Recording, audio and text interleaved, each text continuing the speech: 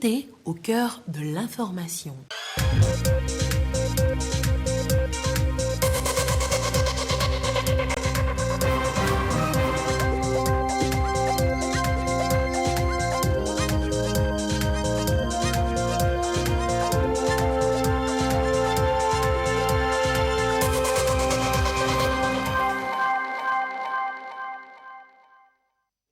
Il est l'heure du journal sur la télévision togolaise. Madame, Monsieur, bonsoir. Et voici les titres de cette édition. Le Togo dispose depuis ce mardi d'une centrale solaire. Il s'agit d'une des plus grandes centrales photovoltaïques de la sous-région CEDEAO installée à Blita pour desservir plus de 150 ménages. Et c'est le chef de l'État fort et Sozimna Nyazingbe qui l'a inauguré ce jour. Les détails dans cette édition. Le Togo se prépare à adhérer au Commonwealth. Les consultations sont en cours avec la délégation de l'organisation qui échange avec les responsables de plusieurs institutions du pays. Le point dans ce journal. Et puis l'information est fausse. Ethiopian Airlines n'aurait sollicité aucune cérémonie de purification de son avion à l'aéroport international Nyazingbe Yadema. Que faisaient alors les prêtres traditionnels sur le tarmac? Eh bien, vous le saurez dans ce journal. Voilà donc pour les titres. C'est une promesse devenue une réalité.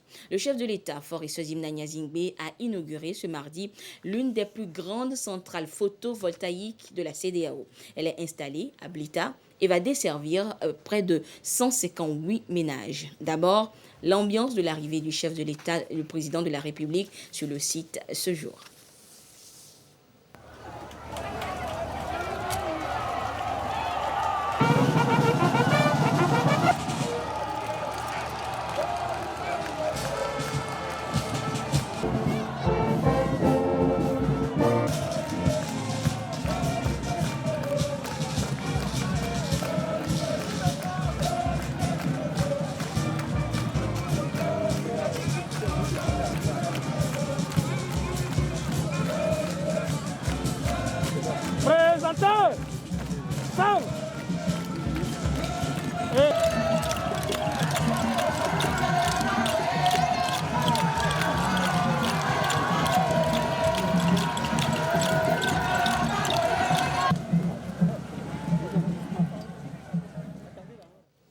Voilà donc les images de l'arrivée du chef de l'État ce jour à Blita. Et le Togo compte ainsi réduire drastiquement sa dépendance en énergie électrique vis-à-vis de l'extérieur. Cette centrale solaire est une véritable révolution énergétique qui va desservir au-delà de Blita d'autres localités. Le Togo ambitionne ainsi d'atteindre l'accès universel à l'électricité d'ici à 2030.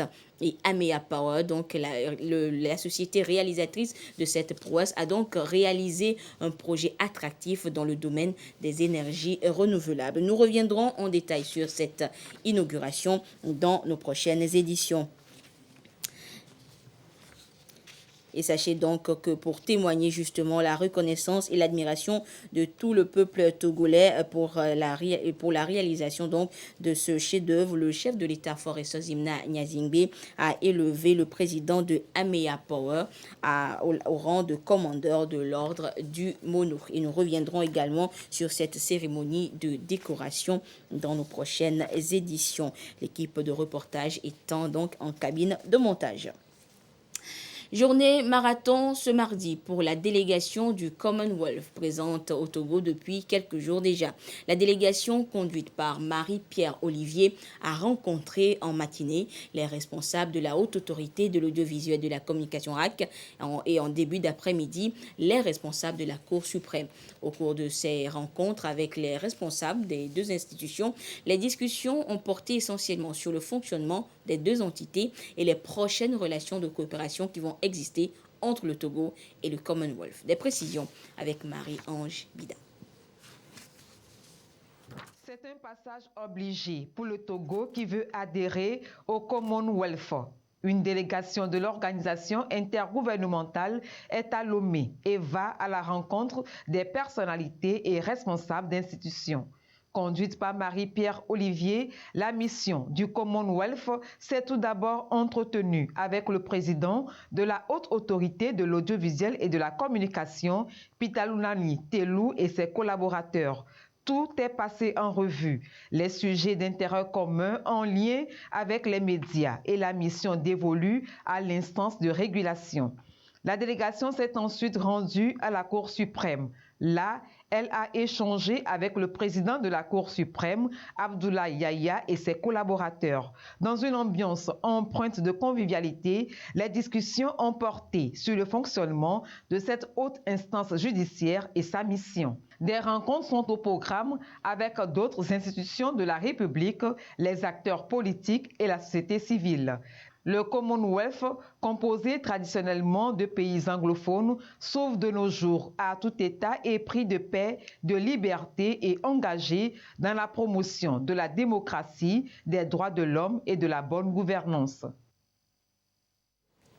Je vous le disais donc en début d'édition, le chef de l'État-fort et Zimna Nyazingbe a inauguré officiellement ce jour la centrale solaire de Blita. Et le Togo compte ainsi réduire drastiquement sa dépendance en énergie électrique vis-à-vis de l'extérieur. Et la centrale solaire est une véritable révolution énergétique qui va desservir au-delà de Blita d'autres localités. Des précisions avec Edem Sousoupo. Des panneaux solaires à perte de vue installés à Blita, 127 344 au total. La centrale photovoltaïque tchèque Mohamed bin Zayed est d'une capacité de 50 MW. Elle va générer environ 90 255 MWh d'énergie par an. Ce dispositif capteur d'énergie s'étend sur 92 hectares. C'est un grand pas vers l'autosuffisance énergétique au Togo. Le chef de l'État-fort et Zimna Nyazingbe met en service cette centrale solaire qui va desservir environ 158 333 ménages. Elle a été financée à plus de 35 milliards de francs CFA par des prêts concessionnels de la BOAD et par le Fonds d'Abu Dhabi pour le développement. Et c'est au grand bonheur des populations pour qui les délestages constitueront de lointains souvenirs. Nous sommes très fiers parce qu'on en manque d'électricité depuis un temps. Et aujourd'hui, le président de la République a pensé à nous, surtout la population de la préfecture de Blita. Et nous sommes très fiers. Nous allons voir dans quelques temps les usines, les industries seront installées dans notre milieu. Là, c'est un développement très, très assuré. C'est un grand soulagement pour la population. Nous avions eu par le passé des problèmes d'électricité, des coupures intempestives dues à l'insuffisance du courant. Donc il y a une faiblesse et donc cette centrale vient régler pour toujours les problèmes d'insuffisance que nous avions eus dans le temps passé. Malgré la crise sanitaire liée au Covid-19, Amea Power a réalisé ce projet d'énergie renouvelable en seulement 18 mois. D'ici la fin de l'année 2021, 20 MW supplémentaires seront construits, ce qui fera de cette centrale la plus importante dans la sous-région ouest-africaine. La centrale est constituée de technologies tracker. Ces technologies permettent aux panneaux solaires de pouvoir suivre le cours du soleil pendant la journée. Et cette centrale a une particularité où elle peut distribuer de l'énergie à deux niveaux de tension. Au niveau 161 kV pour la distribution de la ligne qui va se coder à Takpamé et la distribution 33 kV qui va sur la distribution locale pour Blita. Donc l'énergie produite de cette centrale, 9% seulement est suffisant pour pouvoir servir toute la ville de Blita. Et les autres 91% seront desservis toutes les autres régions environnantes comme Sokodé, Kara, Atakpamé et les autres. C'est le fruit d'un partenariat public-privé concrétisé en seulement 2 mois après Kekeli Efficient Power. Chers partenaires techniques et financiers, émiratis et régionaux, sachez que nous vous sommes très reconnaissants de nous avoir accompagnés dans la concrétisation de ce projet. Excellence, Monsieur le Président de la République, par votre détermination à promouvoir le renforcement de la démocratie, de la sécurité, de la stabilité, de la consolidation de l'état de droit, des services sociaux de base, de la protection sociale, de la solidarité nationale et de l'amélioration du cadre de vie. Vous avez nourri en chacun de nous la conviction que vos engagements deviendront des actes, la conviction de réveiller en chacun de nous ce déclic patriotique. Ce projet n'a pas été qu'une réussite des partenaires et des entreprises qui ont contribué à son succès, mais qu'il a surtout impacté la vie de plusieurs jeunes Togolaises et Togolais qui ont mis leur savoir-faire à contribution dans ce vaste chantier laborieux. Pour Hussein Al-Nouas, président de Amea Power, le Togo a été choisi pour ce premier projet d'énergie renouvelable à grande échelle élaboré par un producteur énergétique indépendant parce qu'il constitue un carrefour commercial majeur en Afrique de l'Ouest. La construction de la centrale a permis de multiplier les offres d'emploi au niveau local avec 80% des travailleurs. Des jeunes étudiants ont été formés dans les domaines des énergies renouvelables et de montage des panneaux solaires. Pour un espace vert autour de la centrale, des plans ont été mis en terre. Le chef de l'État Faure Swaziman Singbe a planté du caillasse sénégalensis. Et je vous le disais également que le chef de l'État, juste après donc cette cérémonie inaugurale, le chef de l'État Faure Swaziman Singbe a élevé le président de Amea Power au rang de commandeur de l'ordre du Mono. Pour un meilleur développement des différentes collectivités territoriales, il est nécessaire que leurs comptables et ordonnateurs maîtrisent une meilleure gestion des finances publiques. Ils sont donc en formation pour cela à Lomé. Le compte rendu avec Clarisse Aticlé.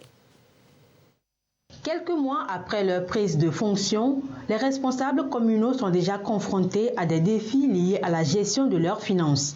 Les quelques entités contrôlées par la Cour des comptes présentent des irrégularités dans leur processus budgétaire, que ce soit dans l'élaboration, l'exécution ou la réduction des comptes. La Cour veut alors qu'ils acquièrent les bonnes pratiques de gestion des finances locales. Il faut déjà les préparer au contrôle de la Cour des comptes. Lorsque nous décidons de faire le contrôle d'une commune, il y a toute une procédure. Quand nous y allons, nous parlons avec les ordonnateurs, nous parlons avec les comptables, nous jugeons de ce qu'ils disent, mais nous, à la Cour, on fait ce qu'on appelle un contrôle sur chiffres et sur pièces. Donc, les pièces justificatives nous sont présentées. Lorsque nous découvrons des fautes de gestion, par exemple, nous procédons à ce qu'on appelle un arrêt. C'est justement pour leur éviter de pareilles situations que la Cour des comptes a estimé nécessaire et impérieux d'informer et de sensibiliser les ordonnateurs, les comptables ainsi que leurs collaborateurs. Tous, acteurs de la gestion des collectivités territoriales, doivent mieux connaître la Cour des comptes ainsi que leurs responsabilités vis-à-vis de l'institution. La Cour des comptes semble être une institution toujours mal connue des uns et des autres. La Cour des comptes a pour mission de veiller à la bonne gouvernance et à la bonne gestion des deniers publics. Ils sont au total 432 acteurs issus des 117 communes à bénéficier de cette formation qui s'étale sur tout le mois de juin et dans les différentes régions. On a célébré la journée de la mutualité dans les savanes cette semaine, une occasion toute trouvée pour évoquer la santé et la sécurité au travail, occasion également d'évoquer les différentes modifications introduites dans le nouveau code du travail. Gérard Lagoudou, depuis Dapan. Les journées régionales de la mutualité ont permis au cadre national de concertation de la mutualité au Togo, à l'Union des mutuelles de santé des savanes et à l'Association d'appui aux actions de santé communautaire d'échanger avec les employeurs de la région des savanes sur les nouvelles dispositions du Code du travail relatives à l'assurance maladie. Ici, un accent particulier est mis sur les innovations introduites dans ce code par l'Assemblée nationale en décembre 2020. Quand les gens ne respectent pas les tests, ce n'est pas forcément parce qu'ils ne sont pas de bonne volonté, mais la plupart du temps, c'est dû à la méconnaissance de ces tests-là. Et comme nous travaillons dans le domaine de la micro-assurance santé, nous avons jugé opportun d'inviter et d'informer donc les employeurs ou leurs représentants donc sur les nouvelles dispositions du nouveau Code du travail. C'est que l'employeur se déclare son salarié à la CNSS et puis fait des cotisations pour les risques sociaux, entre autres la pension et les risques professionnels. Donc, au cours de cette formation, nous aurons à faire certaines alternatives afin d'amener déjà les employeurs à penser à comment s'organiser, surtout qu'il y a déjà certaines mutuelles dans la région. Ces participants responsables de structures en charge de la gestion des ressources humaines dans le secteur privé de la région des Savanes sont appelés à relayer les informations partagées sur place au sein de leurs communautés respectives afin de faciliter le respect des grandes lignes du Code du travail en lien avec la protection sociale, notamment l'assurance maladie. Le Centre régional pour la gestion intégrée des bassins hydrographiques en Afrique de l'Ouest forme depuis ce matin à Lomé des experts en eau. Ils seront dotés d'outils et de techniques performantes pour de meilleures prévisions et éviter ainsi de probables inondations. Les précisions avec Eliagba Niadao. Le numérique au service des catastrophes naturelles. Ici, la problématique de la gestion des ressources en eau qui, en surabondance ou en manque, occasionne d'importants dégâts aux populations. The workshop is crafted with the aim of developing the skills of technical officers. Il s'agit de veiller à ce que les problèmes de la gestion de l'eau soient minimisés, de veiller aussi à arrêter la dégradation de l'environnement. On s'est rendu compte que les méthodes traditionnelles ne sont plus adéquates pour faire face à tous ces problèmes-là. Il y a aujourd'hui des techniques modernes qui ont été élaborées par la science et nous voudrions permettre à nos experts ici de comprendre toutes ces techniques afin de les mettre ensemble avec la méthode traditionnelle, afin de faire face à tous les abus de l'environnement. In addressing water-related problems and environmental degradation. Aujourd'hui, avec la gestion intégrée des ressources en eau, combinée avec les systèmes d'information géographique, on est en mesure donc de pouvoir, avec une bonne compréhension, de pouvoir prévenir ces ressources-là, de pouvoir informer les gens à temps quand ces phénomènes-là sont sur le point d'arriver afin de pouvoir sauver des vies. Les résultats de cette rencontre contribueront de manière significative à assurer la disponibilité et la gestion durable de l'eau et de l'assainissement pour tous, comme le demande l'objectif 6 des ODD. The major resource that we have is water resources. L'eau constitue aujourd'hui notre ressource la plus importante et il faut que l'Afrique puisse se prendre en charge en développant les capacités des experts. Une bonne gestion des ressources en eau permettra de faire face à tous ces défis, surtout en cette période de changement climatique. Data is very key for the management of water resources. And so we need a credible database. En Afrique de l'Ouest, la gestion des ressources en eau largement transfrontalière par nature reste un élément clé de planification du développement. Et depuis plusieurs années déjà, le Togo fait face à des catastrophes de tout genre, dont les inondations. Et en ces situations, l'action en urgence reste de mise.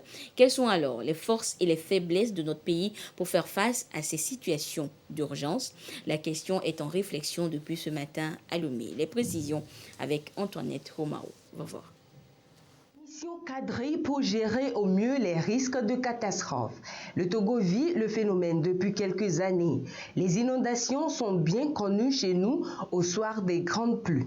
Bien des années déjà, le Togo tente de limiter ces risques de catastrophes.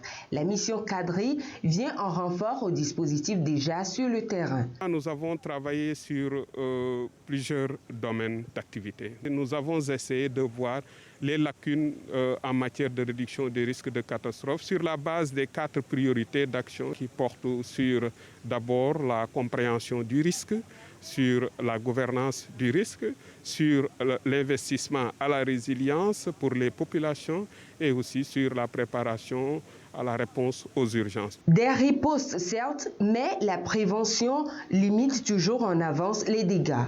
Depuis 4 ans déjà, l'Agence nationale de protection civile, ANPC, prend bien le devant des choses. Ce travail étant fait, il fallait maintenant présenter le résultat à tout le gouvernement, à tous les acteurs pour voir les recommandations qui sont issues de ce travail, comment les mettre en œuvre pour améliorer notre système de gestion des situations d'urgence. Comment prévenir donc ces risques de catastrophe?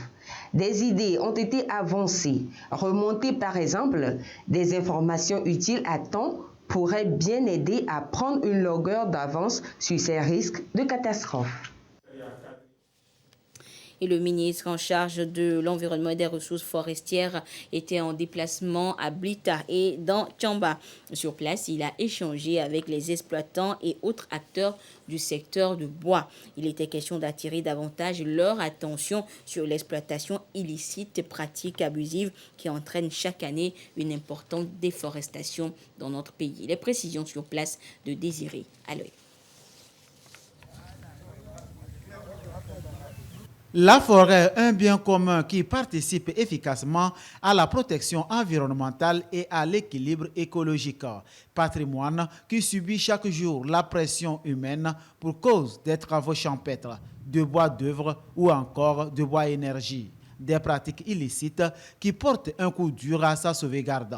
La situation prend de l'ampleur. Le ministre de l'Environnement et des Ressources forestières sur le terrain pour recadrer les populations. À Blita et à Tchamba, il a échangé avec les exploitants et autres acteurs du secteur bois pour ensemble conjuguer des efforts, opter pour des stratégies novatrices allant dans le sens de sauvegarde du patrimoine forestier. En même temps que nous visitons la forêt, nous discutons avec les exploitants pour qu'ils sachent que l'exploitation n'est pas totalement interdite, mais cette exploitation doit être faite de manière à préserver l'essentiel. Il faut qu'on enrichisse, qu'on se mobilise, sinon les efforts qui sont faits là seront des efforts vains.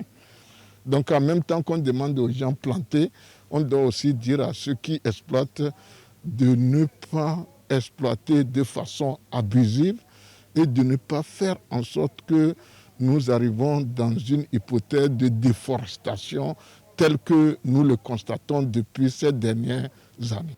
Le Togo, chaque année, perd 8 millions d'arbres contre 3 millions plantés. La dégradation forestière est estimée à 0,91%, un taux qui interpelle tous à renverser la tendance. Nous faisons l'exploitation, ça fait longtemps. Le ministère de l'Environnement nous a octroyé près de 7000 plants et nous sommes en train de planter ces plants-là. Nous avons déjà utilisé 4000 et nous sommes en train de voir si nous pouvons cette année faire sur 20 000 hectares. Sinon, le message du ministre, c'est bon. On a apprécié ça. Une sensibilisation en définitive du ministre qui appelle les populations à un reboisement intensif et surtout l'entretien des plants jusqu'à maturité. Ainsi, nous participons pleinement à la sauvegarde de nos forêts, une barrière au dérèglement climatique.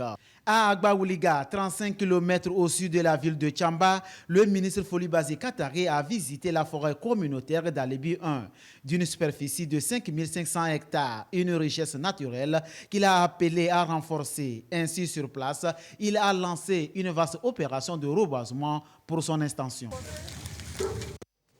Et une délégation du ministère du Commerce, de l'Industrie et de la Consommation locale a, elle, échangé avec les producteurs, transformateurs et exportateurs de fruits et légumes dans les savanes.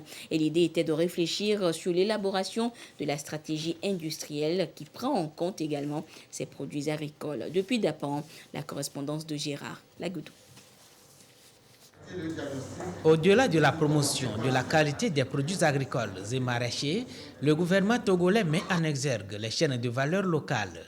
Définies dans le plan national de développement PND, le Togo s'est résolument engagé à développer des pôles de transformation agricole, manufacturiers et de transformation agroalimentaire. À l'intérieur du pays, la plupart des produits transformés, que ce soit sur les fruits et les légumes que nous rencontrons, c'est de façon en grande partie artisanale. Il est hors de question de voir que les producteurs togolais ne s'arrêtent qu'à la production. Il faut essentiellement transformer tout le produit du champ jusqu'à la consommation pour beaucoup plus de visibilité. Pour ce faire, le ministère du Commerce, de l'Industrie et de la Consommation locale soumet ici à Dapan les acteurs clés, producteurs, transformateurs et exportateurs, à des travaux techniques et de concertation dans le contexte de l'élaboration de la stratégie industrielle des fruits et légumes, étape de la région des savanes. Nous nous sommes entendus ensemble avec les acteurs qu'il faut réfléchir sur la question, faire un peu un petit diagnostic de l'existant pour faire des propositions concrètes pour l'ensemble des acteurs, ça veut dire y compris des acteurs au niveau étatique. Donc réfléchir à un mécanisme pour voir comment les accompagner aussi dans le sens de l'acquisition des équipements. Ils ont aujourd'hui des portes d'investissement qui sont faibles. Voir dans quelle mesure réfléchir à un contexte d'investissement. Les travaux de ces rencontres régionales ont reçu l'appui technique et financier de l'Union européenne et du ministère allemand de la coopération BMZ à travers le PROCAT, projet d'appui à l'amélioration de la compétitivité de la filière ananas au Togo. Chaque 20 juin, le monde entier célèbre la journée mondiale des réfugiés. Et l'apothéose de cette journée, c'était ce mardi à Lomé autour du thème retenu pour la célébration. Le thème qui est « Ensemble, on se soigne, on apprend et on rayonne ». Les précisions avec Carmen Madji à Capo.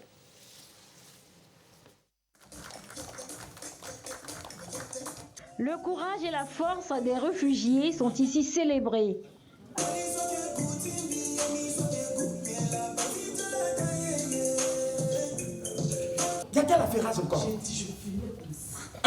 À travers ce sketch, il démontre le quotidien de ces personnes qui ont été contraintes de fuir leur pays. Aujourd'hui, plus de 10 000 réfugiés de 24 nationalités sont sur le territoire togolais. Cette 21e journée mondiale du réfugié leur donne l'occasion de témoigner leur reconnaissance aussi bien au Haut Commissariat des Nations Unies qu'au gouvernement togolais. Le gouvernement togolais et le HCR, avec tous ses partenaires, nous permettent de commémorer cette journée-là de la plus belle manière qui soit.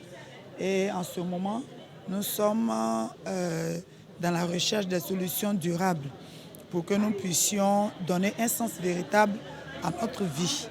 Voilà, parce qu'on ne reste pas réfugié tout le temps. L'on peut s'attendre à encore plus. Le HCR mise sur l'inclusion économique et sociale du réfugié tout en tenant compte de son bien-être général.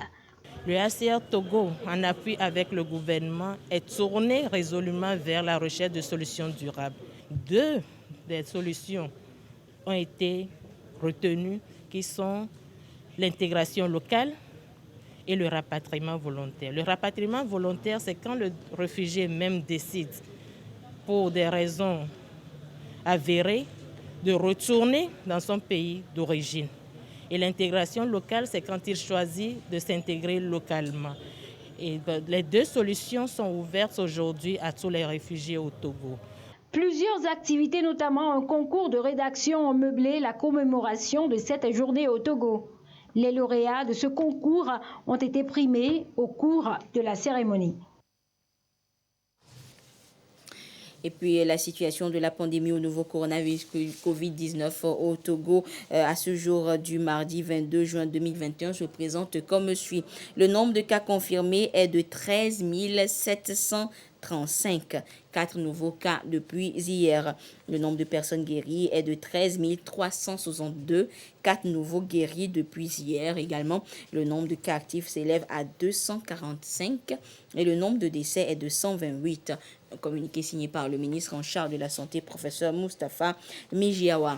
Et puis, toujours parlons de la lutte contre la COVID-19. Sachez que l'Afrique vient de marquer un nouveau pas dans la course pour la fabrication de vaccins anti-Covid. Et c'est l'Afrique du Sud qui a lancé depuis hier lundi la mise en place d'un centre de transfert de technologie pour les vaccins anti-Covid à ARN messager, dotant ainsi le continent africain d'une capacité de production.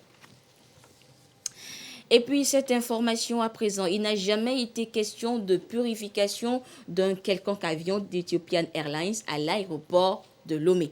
La nouvelle fait le tour des réseaux sociaux depuis plusieurs jours déjà, sans vérification appuyée par les images de prêtres vaudous qui auraient été prises par le DG de l'institution. C'est vrai qu'il y a eu des prêtres vaudous sur le site, mais pour une autre raison. Que s'est-il réellement passé donc à l'aéroport international Gnassingbé Yadema et que cela est allé aux nouvelles? Ces images alimentent les réseaux sociaux depuis quelques jours. Elles montrent une supposée cérémonie de purification sur un avion d'Ethiopian Airlines le 20 juin dernier sur le tarmac de l'aéroport international Gnassingbé Yadema. Pure désinformation recadrée ici par le premier responsable de l'institution. Ils ne sont pas venus pour purifier l'avion. Mais comment purifier l'avion? Vous savez, la première fois que la petite foudre était tombée, nous sommes dans une zone de baie. Ils ont leur tradition. Ils nous ont dit que dans des cas comme ça, il faut venir faire une petite cérémonie pour exorciser l'endroit pour que ça ne se répète plus. Effectivement, quand ils avaient fait sur la piste, ce n'est plus tombé sur la piste depuis des années, des dizaines d'années. Maintenant que c'est tombé au niveau de l'avion, ils ont dit qu'il faut qu'ils viennent faire des petites cérémonies. Bon, écoutez, imaginez-vous que je disais non. Qu'est-ce qu'ils vont dire? Que le DG a dit non, et quand il y aura moins de foot qui tombe, il dit que c'est la responsabilité du DG. Mais je ne peux pas dire non. Et puis, deuxièmement, cet événement-là, il doit être archivé. Qu'est-ce qui a été fait? Il y a des solides comptes rendus. Donc, vous avez dû me voir à côté des gens qui ont fait ce travail. Parce que je veux archiver ça pour dire que le 20 juin 2021, à 12h20, il y a eu tel événement. Et dans cet événement, voilà, les traditionnels sont venus aider à ce que ça ne se reproduise pas. Un avion frappé par la foudre, le phénomène arrive très rarement. C'est néanmoins la deuxième fois que cela se produit à l'aéroport de Lomé, toujours sans incident majeur. Pour cause, l'aéroport, aujourd'hui classé parmi les plus modernes en Afrique, est équipé pour minimiser ce genre de choc. Heureusement qu'on a des paratonnerres qui ont pris toute la décharge. Et c'est le résiduel qui est parti toucher l'avant gauche de l'appareil. Je suis parti voir et je vous assure que sans ces paratonnerres qu'on a installés à la nouvelle aérogare, on en a plusieurs qui amortissent, ça allait être grave. C'était même le cas, il y avait quelqu'un qui était pas loin de là, du Link, télescopie pour entrer dans les avions, qui a été touché légèrement. Je me suis inquiété de sa santé, ça va, il n'a pas trop de problème. Il a eu un problème sur son bras gauche, mais il n'a pas d'inquiétude. Surtout quand il pleut. Il peut y avoir une décharge électrique entre deux nuages, entre le nuage et le sol. Et souvent, les constructeurs ont prévu un système, les déperditeurs statiques. C'est-à-dire que si jamais ça arrivait en l'air, ça passe par les ailes et ça sort dans la nature. L'appareil d'Ethiopian Airlines stationné dans la zone de l'aéroport touché par la foudre ce dimanche reste cloué au sol. Il subira une inspection poussée avant d'être convoyé à Addis Abeba pour un check-out total et profond. Et avant de terminer, je vous rappelle l'information du jour. C'est l'inauguration ce mardi par le chef de l'État Forest Ozimna Gnassingbé de la centrale solaire de Blita, l'une des plus grandes centrales photovoltaïques de la CEDEAO, ainsi inaugurée. Et c'est une réalisation de Amea Power qui permettra donc de desservir plus de 150 ménages, aussi bien à Blita que dans les régions environnantes. Et nous reviendrons en détail sur cette cérémonie inaugurale dans nos prochaines éditions. Merci de votre fidélité à la télévision togolaise. Excellente suite de nos programmes. Au revoir.